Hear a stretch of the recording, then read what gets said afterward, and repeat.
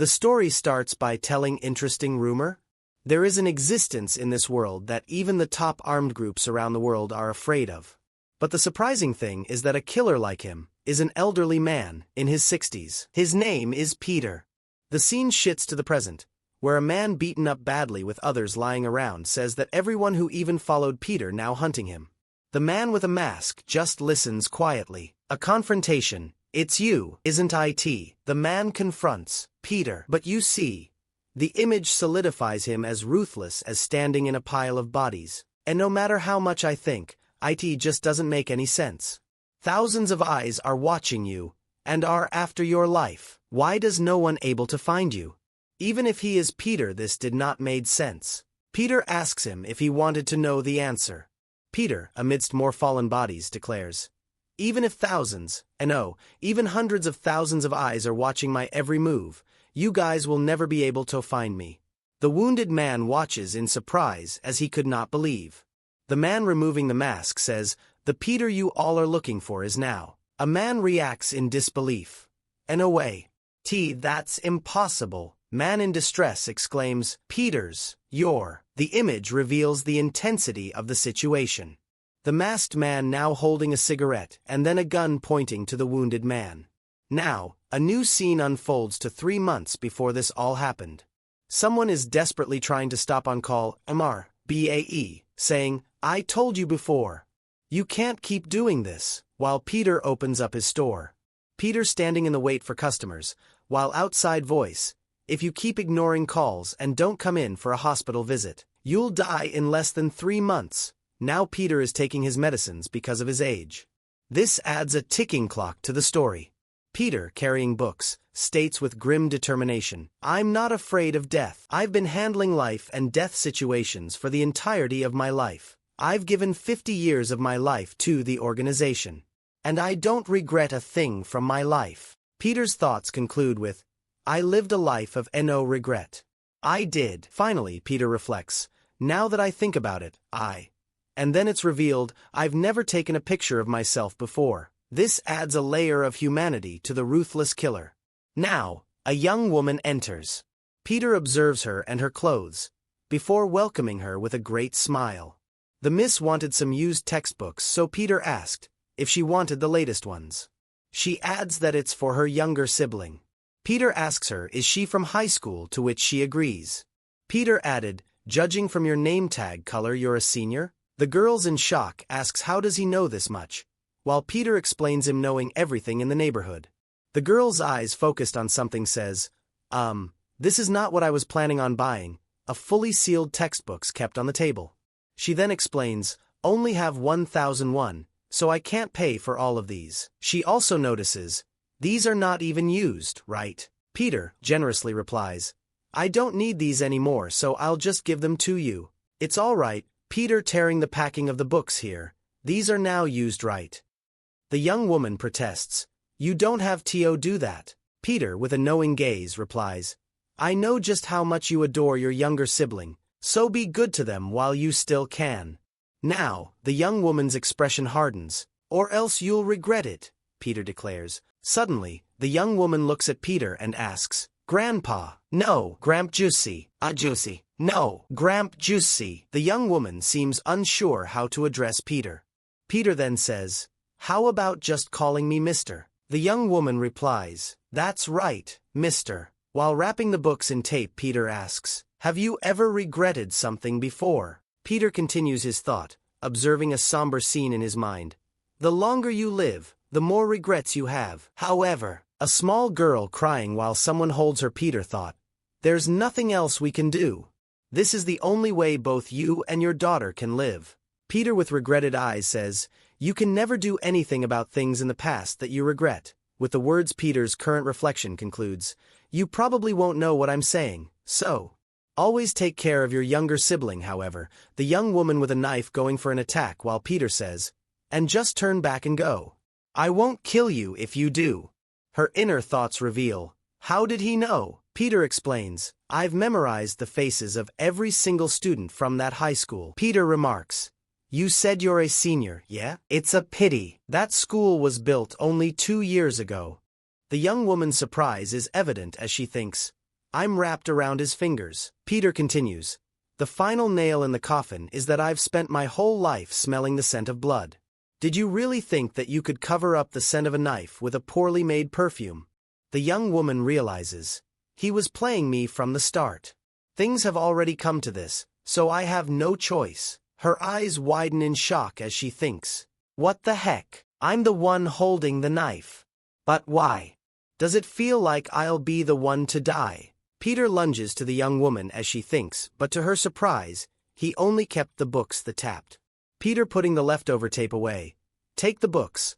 I know the things you said about your sibling are real. Women in awe while Peter continues to say that he has been doing this for 50 years and he can tell things from the eyes. He added she is from the Glory Orphanage as him as well, and the orphanage is not changed at all. Peter explains further that in their organization if voluntary service fails then plan become into play, Peter extending his hand to catch the woman. Catching the woman by throat she thins. What is he taking about? Suddenly, two men coming from above armed start shooting at them as soon as they land. Peter dives to avoid the bullets and save the woman. Peter telling, if a mission fails, the volunteer, too, I'll be neutralized. The young woman on the ground thinks, wait, it went through his stomach. The man continued to shoot while Peter running off to the side and pointing his gun at them. Another figure restrains the young woman, who struggles and gasps. Peter's eye widens in shock and pain. He is then brutally punched, he thinks.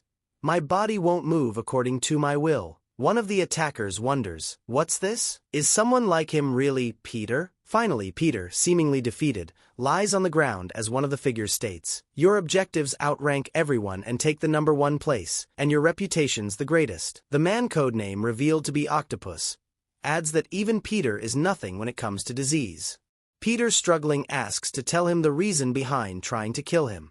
Octopus replies, the boss does not like you. Peter in shock asks why. By not giving him answer he just says that if you go out there will be thousands chasing him for his head. Then, a group of armed men point their guns. The text says, the water's already been spilled. Because. Man says, the bounty on your heads, 7.6 billion won. Peter replies, 7.6 billion? That's funny because that's exactly the same amount of money that I have in my bank account. Octopus replies, that's right. It's the money you saved up for the entirety of your life. Octopus adds, but now, that money's going to be in someone else's hands. Octopus laughing menacingly. How lucky of them, right? So, Senior Peter, please die by my hands. Peter becomes angry from his words. A sudden punch on Peter's face comes following many punches on his whole body made him spit blood from his mouth, while the man hitting him insults him even more. After punches he throws Peter in the wall as he slams the wall with huge impact. Then, Peter is shown lying on the ground, seemingly unconscious, with one of his attackers saying, I think he's knocked out? I was excited on the way here but things were taken care of so easily. Octopus Man approaches him seeing Peter laying down. Peter with a flick of his finger throws a flashbang as a small present for him. Octopus retracts in shock of seeing a flashbang on his face. Whole building flashes while rain pours outside. Then, it is shown that Peter has escaped. One of the men says, he's gone. He lured us into throwing him to the back door. Another man says, he probably hasn't gotten that far since he's bleeding heavily. Hurry up and find him. Finally, the young woman from earlier is shown shocked of what happened there. The rain was heavily pouring while the image of playground is shown.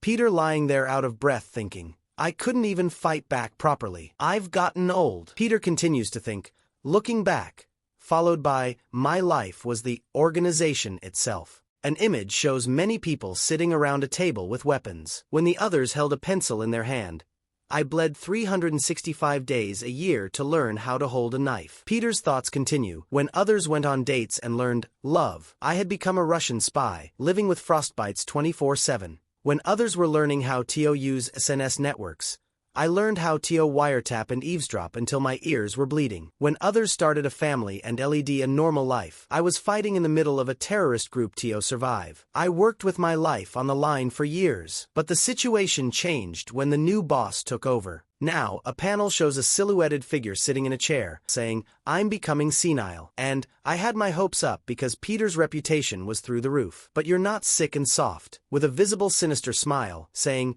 "You need to be discarded." Now, Peter, lying injured in the rain, thinks, "I gave up everything for the organization. Was my life always this pathetic?" Peter, gritting his teeth in anger, says, "They should have not done something like this to me at least." Peter, struggling to even speak now, says his last words, "I can't die like this and can't let them have my money." Peter, face in anger, tells that money is for little girl crying. Peter, finally eyes fading, fell on the floor unconscious in rain.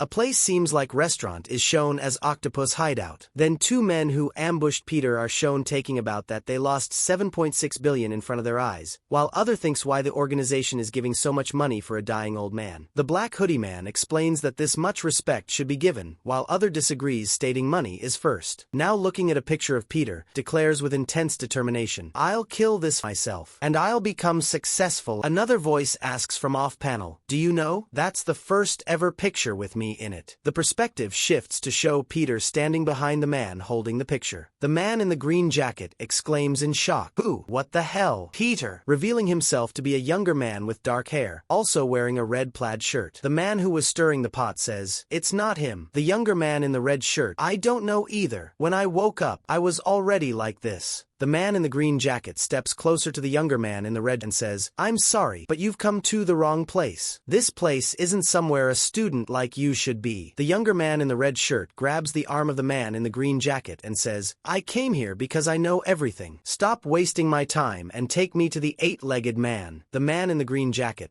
looking down at the hand gripping his arm, smiles broadly and says, "Oh, you're from the same trade as, what brings you here?" But if a person from the same industry comes here, he then suddenly throws a punch at the younger man. "They have to die though." The younger man's eyes widen in surprise as the punch connects. "What the dash?" The man in the green jacket in shock. "What kind of strength?" He blocked it with his bare hands. Peter now says, "Yeah, that's right," and breaking his fingers with his hand.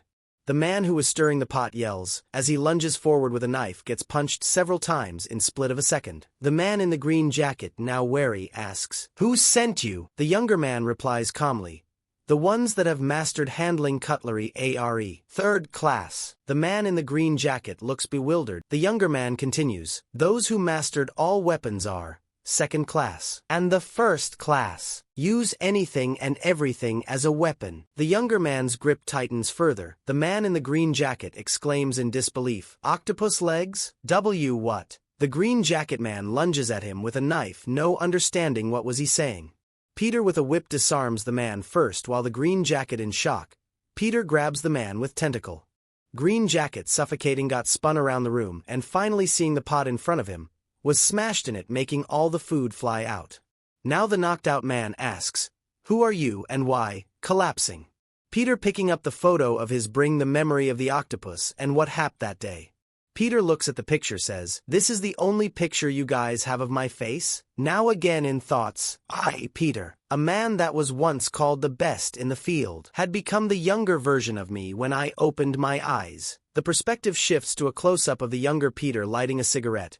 Even if thousands of people die thousands of times and wake up, the old Peter that they're looking for is younger Peter's face, his eyes glowing red as he holds the burning picture of his older self, already dead. A sleek, black Mercedes, a phantom in the downpour, sped away. Inside, a sharp-suited man received a terse update. "Peter's going underground. We need him before the official lockdown." His companion, a woman with eyes like chips of ice, "His time is almost up anyway. Maybe he'll do one last good deed for his juniors." A sudden intrusion shattered the tense calm.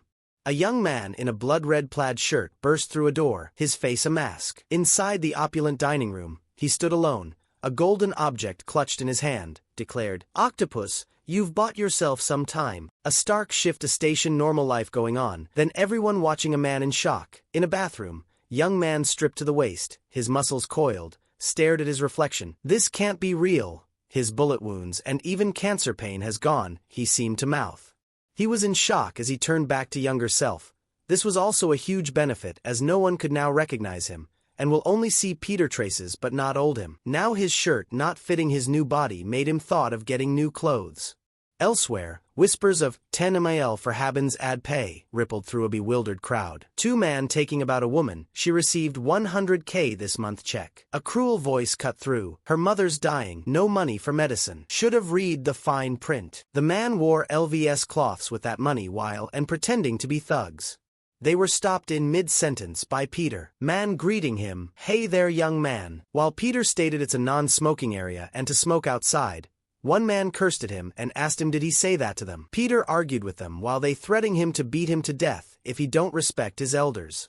A fat man slapping him saying that he is letting him off toady as he is feeling good today. Peter walked off as to not waste his time with these people and locked the door beside him to finish this quickly. He coming again for them as they both could not understand what was he doing. Peter reeling up his delve saying to show what happens when you don't respect your elders. The fat man getting ready to slap Peter while stating, to kill him today. Before he can even react, Peter throws 2 punches at the man making him spit out water, and final punch to end him off. The other man taken aback pulls out a knife asking who is he. Peter says that he don't know him but the knife is wrongly held. A warning, hold it wrong and you'll cut yourself. The wielder's rage erupted. Who said I'm gonna swing? Peter explains that stabbing person don't hold knife that way. A primal scream, a lunge. Peter dodges and hits him back.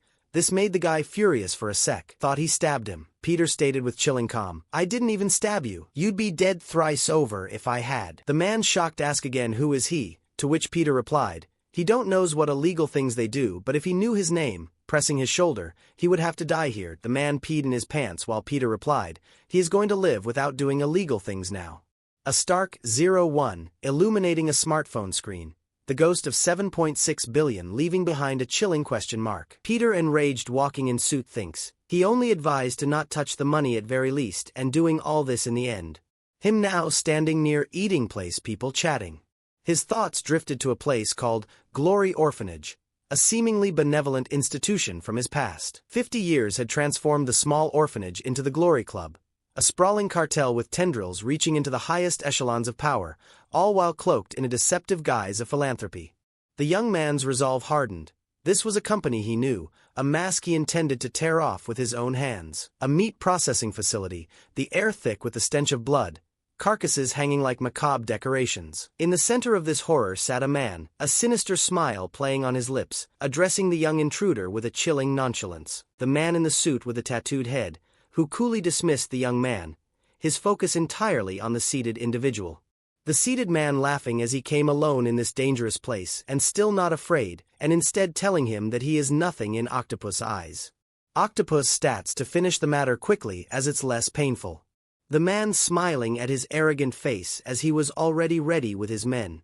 Seated man in his thought, I know he is not one of 12 apostles, so why is he confident in this situation? He ordered his men to attack him while Octopus stands, him already ready for any attack from anywhere, chair fallen, then man on the ground in shock. What is this? How could a human, trying to speak while scared, now Octopus with menacing look states that considering the setup the flight was bland, isn't it?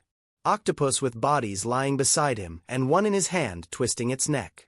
The man in fear say, stay away, increasing his voice even more as the octopus comes to grab him. The scene then shifted to the ornate interiors of Wadan. Octopus getting the info about the man defeated by someone and now evidence were left behind, accompanied by a woman with bandaged eyes. It's Peter, he said, thinking about how did he kill his man while on a deathbed himself. A conversation about his dwindling bounty dropping soon hinted that his actions needed to be taken quickly. He ordered the woman to notify him about his whereabouts when she knows. But the woman was deep in thought of old Peter goodwill act for her and protecting her, agreeing to his order while still in same thoughts. The door opened of the restaurant to their surprise someone else was already sitting there. The waiter asked the man what was he here for as today the shop was closed. The man states that he does not have reservation but have grudge. Octopus asking why did he press his tab or something while Peter agreeing and stating of his 7.6 billion. Octopus smiling face retracted to wide eyes and serious face ordering to close doors. You look like someone connected to Peter. You're not leaving this place alive. Not anymore. The octopus went deep in thought of who is this man. How does he have Peter info? He is not from Glory either and he did not have any info on him of what he is planning. Their internal speculations about Peter's identity. Peter's secret child? No, then a disciple. Peter always worked alone. The intense gaze of the tattooed man who ordered the lockdown meeting the focused stare of Peter. Then came the ultimatum, a casual gesture accompanying a deadly choice giving him two options: reveal Peter's location and live, or resist and die. Peter not wanting to accept any of the options. Lifting his gaze, chopsticks poised over a piece of octopus, a faint smile playing on his lips, he declared, "How about this? Option 3, I'm Peter, and I'm the one that killed your subordinates." Octopus tattoo etched onto his shaved scalp could only manage a bewildered, "What are you talking about? How does someone so young have such bad hearing?" "I killed those two people," as others vehemently countered. "What is he talking about? Peter didn't kill them. Why did this person attack us?" Found himself at the wrong end of a firearm, the cold steel pressed against him as a demand echoed. "Student, just know this is a real gun, so answer us honestly. What's the relation you have with Peter?" The scene shifted. Peter watching the woman he met at store while the woman is in defense mode with a knife. A dangerous bargain was struck. "Want to know?" "I do." "Then there is one method." "What is it?" The reply was a chilling proposition. "You need to kill me." "Is that so? How convenient." Octopus with a huge smile on his face. Another man leveling a gun. "That's what I'm best at. Just make sure he can breathe." The gun erupting. But before that a chopstick sent flying to the man's throat. A woman, witnessing the aftermath, voiced her disbelief. "This doesn't make sense." ID went through his vitals. The precision of the attack was unsettling. A hand swiftly reaching for chopsticks carried an unspoken weight. A man observed the unfolding events with a mixture of awe and intrigue. "He seems to be my age. There isn't anyone in Glory Club that can do this. No, there isn't anyone in the country that can do this. How cool," he mused. An unexpected offer cut through the tension. A man, standing over a fallen figure, extended a hand. "Even if this is luck, that was quite flashy. I like you. So, what about joining us instead?" Octopus trying to buy time, reaching out for his gun. The violence flared anew as a man, consumed by rage, unleashed a furious shot. Another desperately sought protection. A red table held aloft as a makeshift shield against the onslaught. Octopus grinning, stating to Peter that he is still a kid and don't know that a table can't block gunshots. Blood pouring from behind the table made Octopus give him another chance of speaking and join them. He dashed behind the table with his gun to finish him off, but he was shocked to see the bizarre twist. The red liquid pooling on the floor revealed not as blood, but as chili oil. A frantic search ensued. "Shit, where is he? He's not behind the pillar. Where is he? He isn't some ghost." His face contorted in fury, could only seethe. Peter hanging onto the pillar above him with chili oil in his mouth. He blasted whole mouth full on his face, blurring his vision.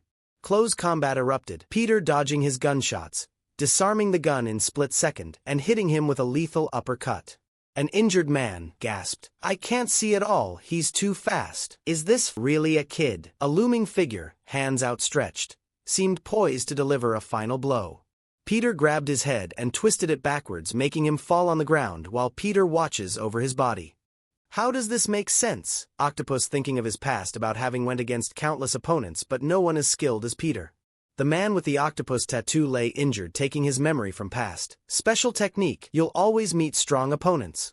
You need to subdue those targets when they get distracted. At that time he created a special technique only he could use. Another memory showing him grabbing and chalking the man crying for help. His instructor telling him to don't turn back on a defeated opponent as it's the most dangerous thing. Octopus grinning as he completed his technique.